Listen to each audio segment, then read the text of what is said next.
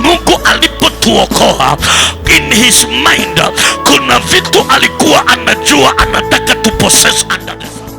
We are the watchmen in our families. Ezekiel anaambiwa na Mungu, have I not chosen you as a watchman unto my people?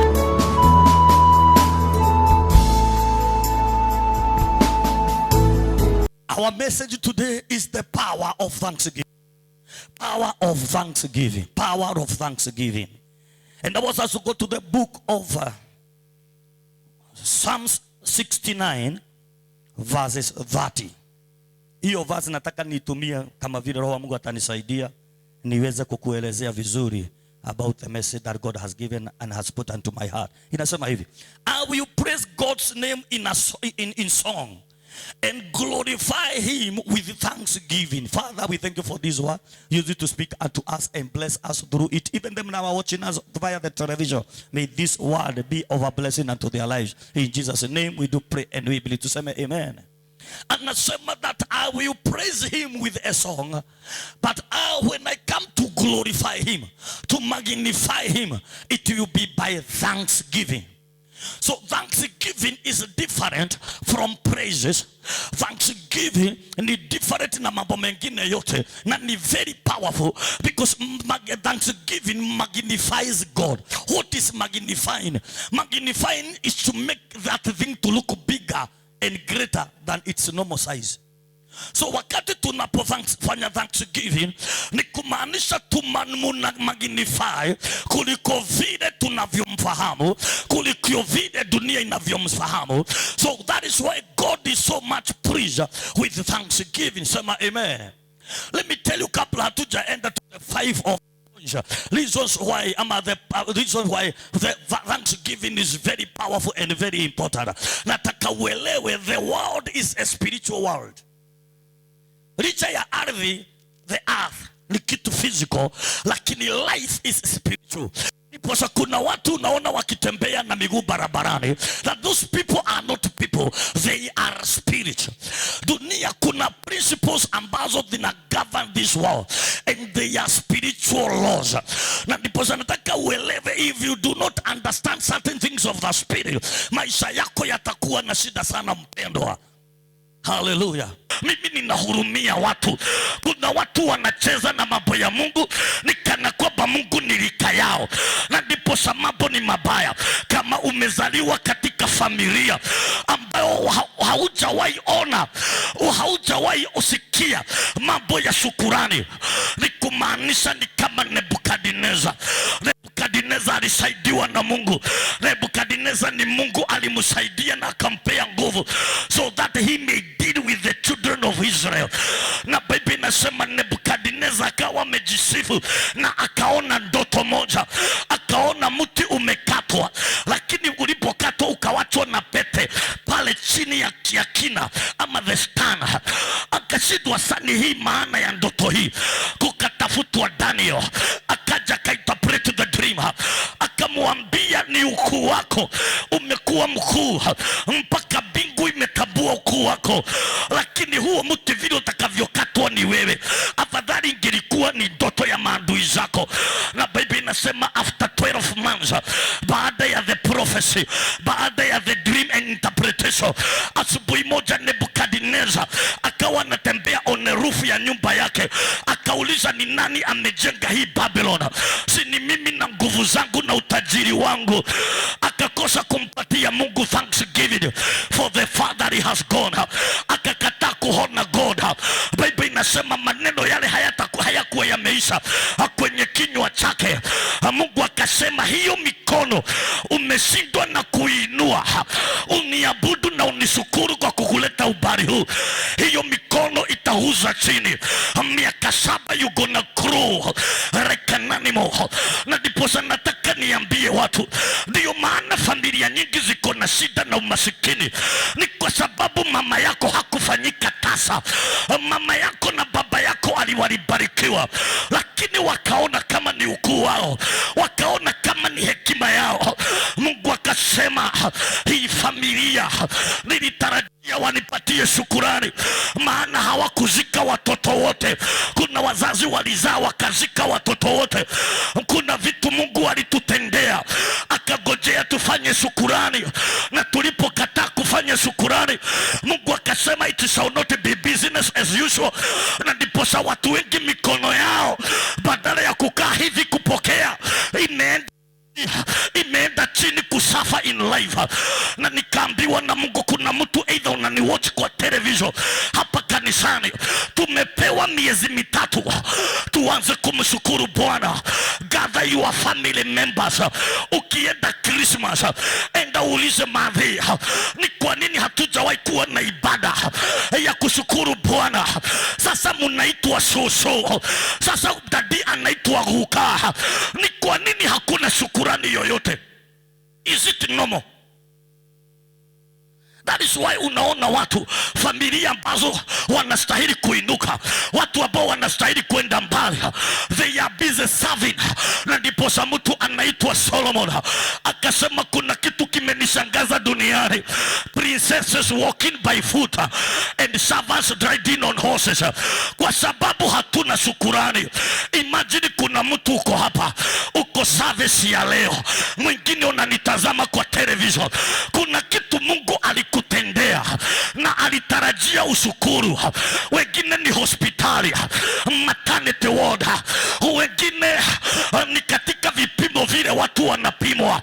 Imagine kuna mtu alikuwa ananiambia, mimi nataka nishukuru huyu Mungu, ni kwa sababu tangia kutangazwe corona nimekuwa na strange feelings, nimekuwa nasikia kinywa changu nikana kwamba nimekula konokono, kinashikana kama gama, vidoda everyday kwenye mdomo wangu, silali na amani. Akaniambia, mimi naamini miongoni ya waliogonjeka corona niligonjeka, lakini sikwenda kupimwa, sikupelekwa quarantine. The hand of God, the mercies of God were upon my life. Leo ndio naomba leo ya kwamba we people be people of thanksgiving. Bona kesho madaktari wanagoma Kenya mzima. Bona, do you know, usiku wa leo ulisikia nikipigiwa simu, there is a nurse who is our prayer partner. Alipiga simu saa 10 za usiku akaniambia, man of God, ninajua uko na thanksgiving, I am giving my seed. Akaniambia, man of God, today I want you to have a prayer because of those people who are in ICU, wale watu wako HDU, watu ambao wamepangiwa theater next week. Maana daktari asipoenda kesho, walio kwenye ICU they will all die. Unaposikia mgomo wewe unafikiria nini? Si pesa, it's something in the spirit. Kenya mzima Thika Level 5 kuna watu wako ICU. Tomorrow nobody will go to regulate that thing. Kuna watu wataenda dialysis, maana hawawezi kukojoa, wanakojoa na mashini. Oh my God, simuwe watu wa shukurani ya kwamba wewe hauko kitandani cha hospitali ukijua hakika kesho daktari anagoma, hata kuja kunibadilisha tena.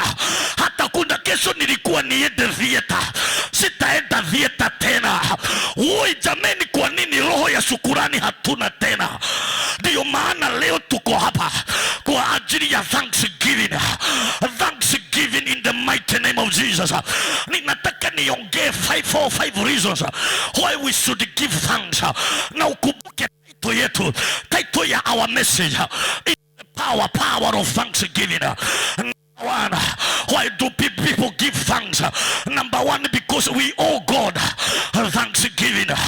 Maana kusimama kwangu siku ya leo si kwa sababu nimekula vizuri, si kwa sababu ninajua kujikinga vizuri, ni mkono wa Bwana ambao umekuwa juu ya maisha yangu. Vile ulivyo leo si kwa sababu ya kabila yako, si kwa sababu ya biashara zako, maana there has been rich people who we began the year with them and they are not there. Kwa vile tulivyo na familia zetu, we owe God thanksgiving. Mimi jana ndio nilikuwa ninaangalia ili nijue ujue watu huwa wanakufa na kuona maiti wa kwanza.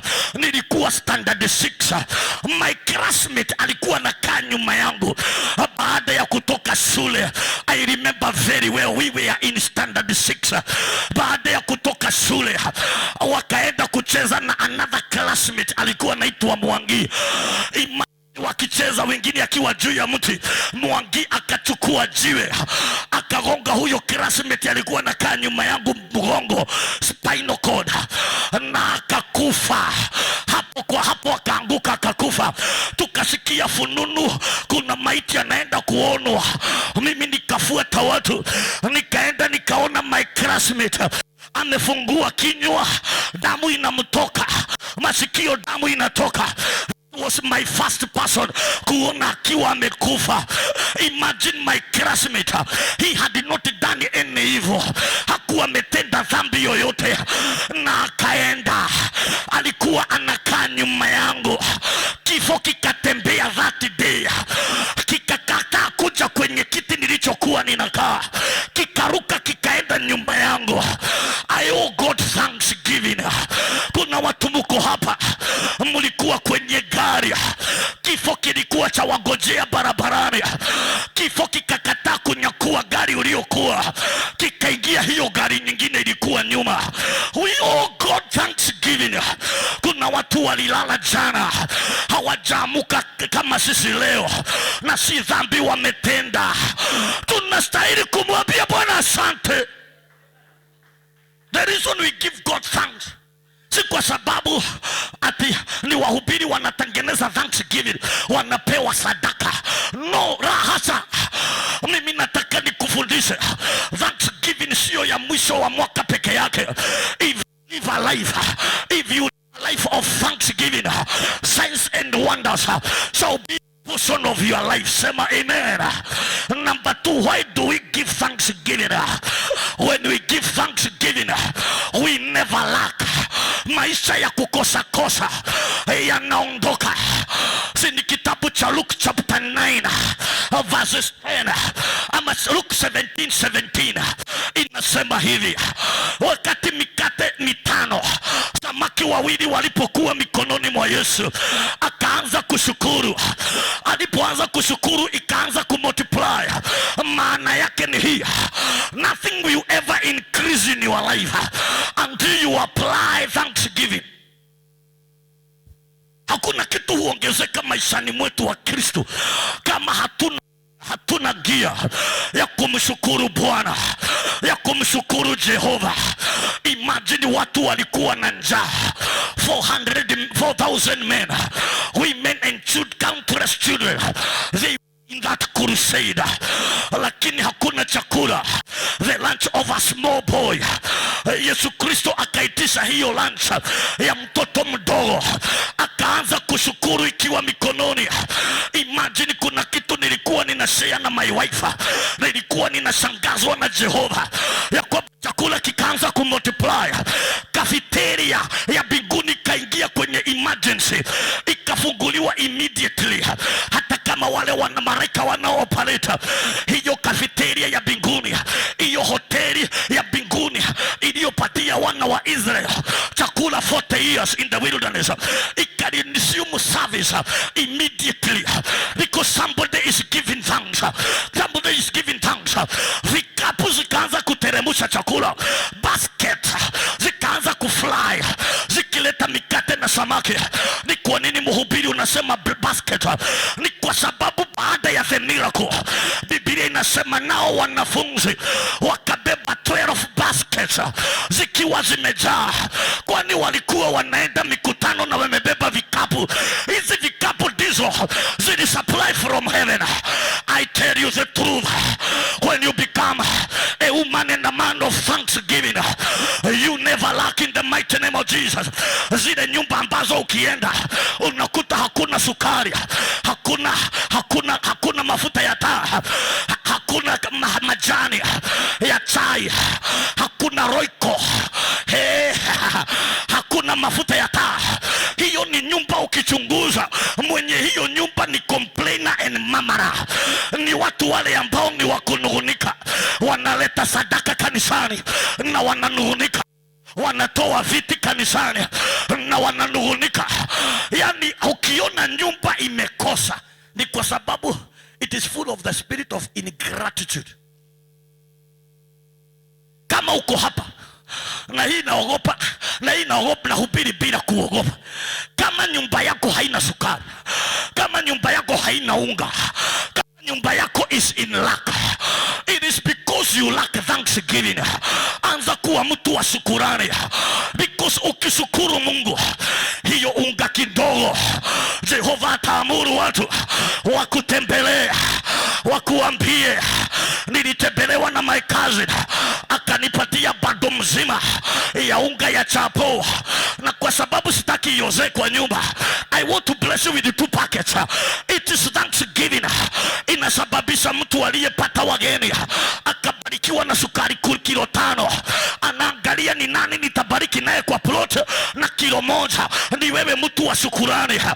Thanksgiving. Ndiyo maana nikawa napata na ufunuo wakati wa Elisha. Kunatokea mwanamke wa nabii anakuja na mwambia Elisha, my husband alikuwa nahubiri na wewe, lakini alikufa akatuachia madeni, na sasa wale wenye madeni wanakuja kuchukua watoto waende nao.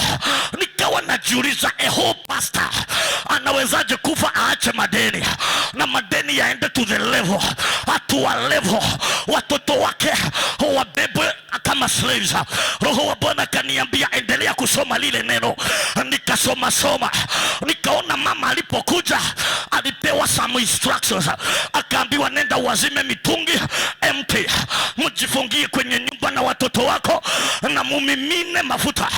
Kuna kitu nataka uone pale, ni kwa nini hii familia walikuwa na madeni. Baada ya muujiza kutendeka, mama ana kitu alifanya kile ambacho mume wake hakuwa anafanya. Alifunga nyumba. Baada ya the miracle akakimbia kwa mtumishi wa Bwana. Number 1, kuthank for the miracle. Number 2, kupewa instructions. How do I do with the miracle? What do I do with the oil? Maana yake mama alisema, my husband used to make mistakes. Akibarikiwa hakuwa narudi shukuru, alikuwa nakula peke yake, tunakula peke yetu. Na ndiyo maana alipokufa alikufa na madeni. Nyumba ile ya pastor, ya prophet, iliisha hivyo na ilikuwa na malizia hivyo, for lack of thanksgiving. Shukurani. Mama wakati mafuta imejaa kwenye nyumba, akili zake hazikuruka mara moja na kusema leo tutakula nyama kuota. Kwanza alifunga nyumba, akakimbia to the man of God.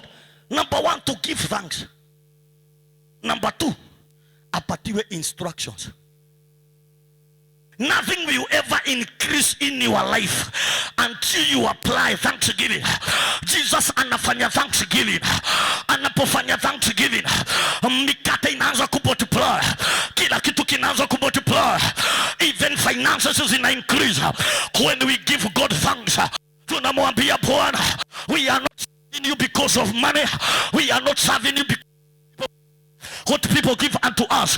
We are serving you because you are God. Na hii ni calling.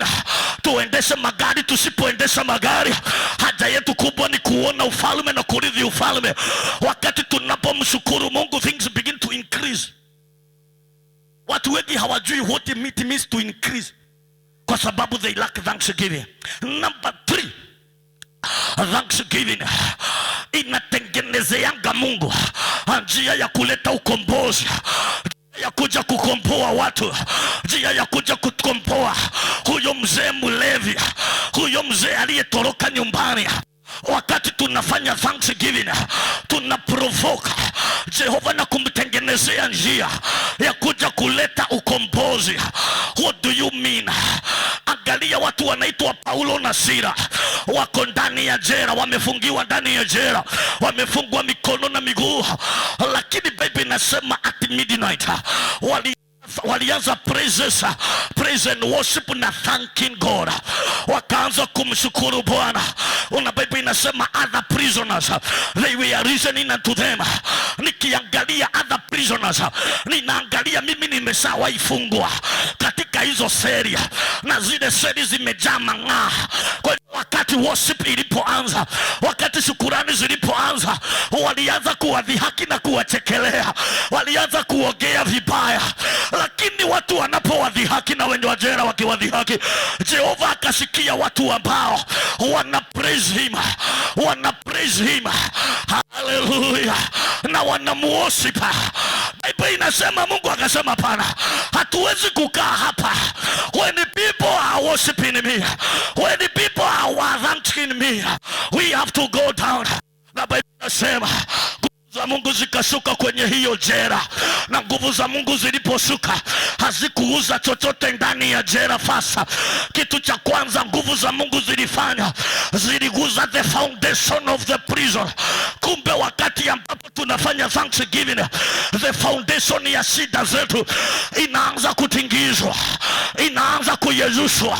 Kuna mama uko hapa, mume wako, ile siku utaanza kumshukuru Bwana, ile siku utajua siri ya thanksgiving. Hapo ndipo utatengenezea Mungu njia ya kuja kuleta ukombozi. Watu wengi ni kucomplain, amekunywa sana. Ni kushinda ukipigia brother zake simu, ni kushinda ukipigia mother-in-law simu. Stop it. Begin to thank God. Hey, Paulo na Sila wakiwa ndani ya jela, hallelujah, wakaanza kumshukuru Bwana, wakaanza kumshukuru Bwana nje ya prison. And the prison could not keep them any longer. Ni kwa nini watu wengi hawajaona ukombozi, hawajaona turn around? Ni kwa sababu hakuna njia. Si kuna familia nyingi sana gari haiwezi ingia kwa sababu hakuna njia ya kuingia gari. Sasa hata wokovu, salvation, redemption, familia yote iokoke, ni kwa sababu tunaanza kushukuru. Mtoto wako ako kwenye drugs, anajidunga, anatumia hard drugs, hata hajifahamu. Come in the house of God, anza kumwambia Bwana, ninakushukuru maana ulinipatia huyu mtoto. Kuna wao waliolewa kama mimi na hawakupata hata mtoto mmoja.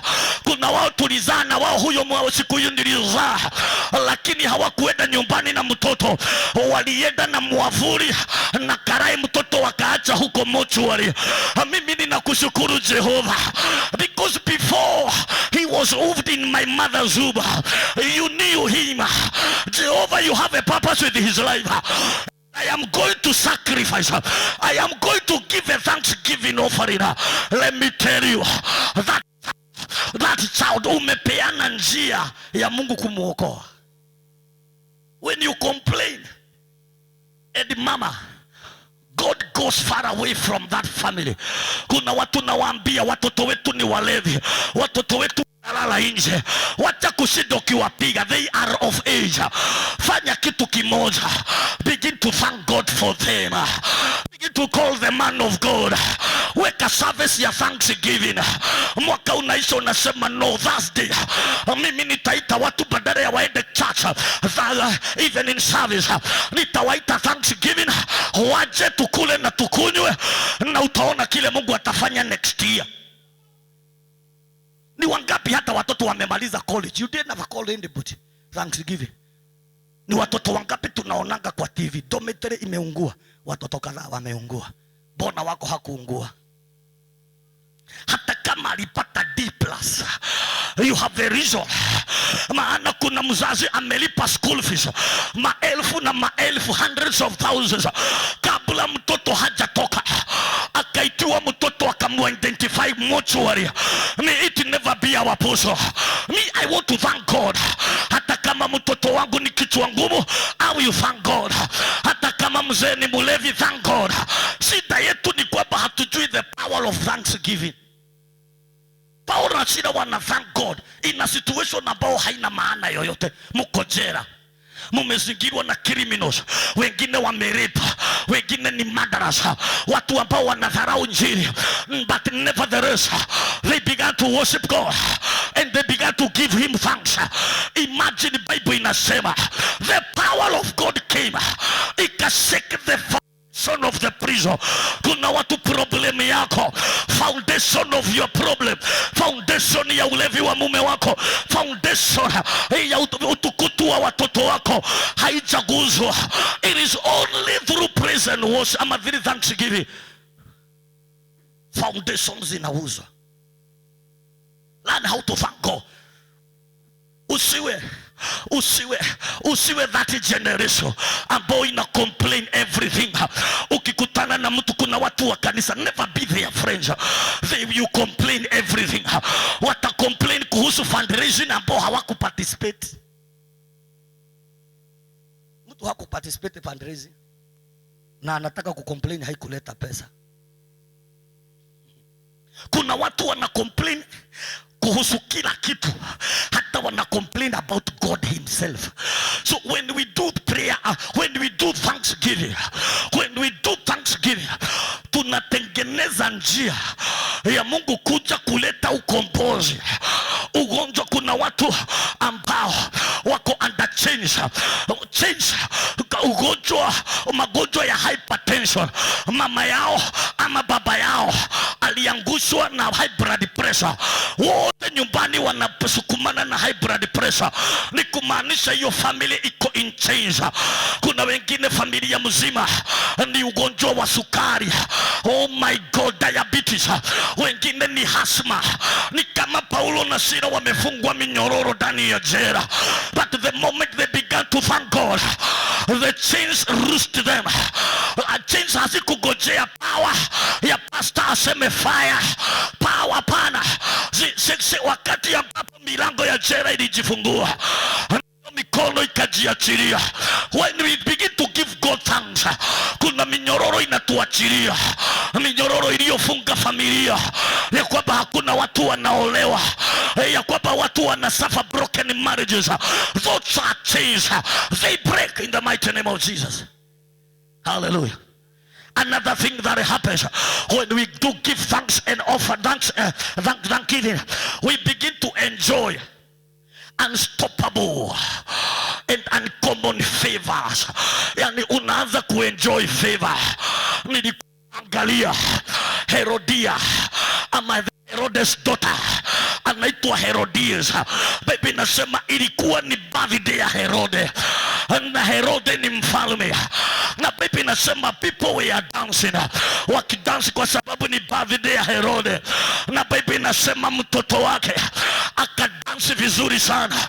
Na Bible nasema that she praised her father, she praised the king, kiasi ya kwamba mfalme akamuita akamwambia, umenifurahisha sana na leo ninataka uombe anything, nitakupatia, nitakupea kile utakachoitisha, hata kama ni unusu ya ufalme wangu.